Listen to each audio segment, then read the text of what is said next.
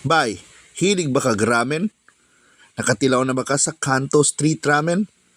Nag-open na ang Kanto Street Ramen na Cebu City branch diha sa Don Jose Avila Street sa Capitol Site.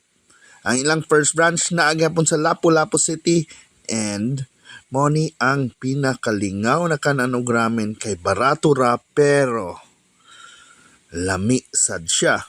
Their ramen is just below 150 pesos. So muna, tara, mga na ta sa Kanto Street Ramen.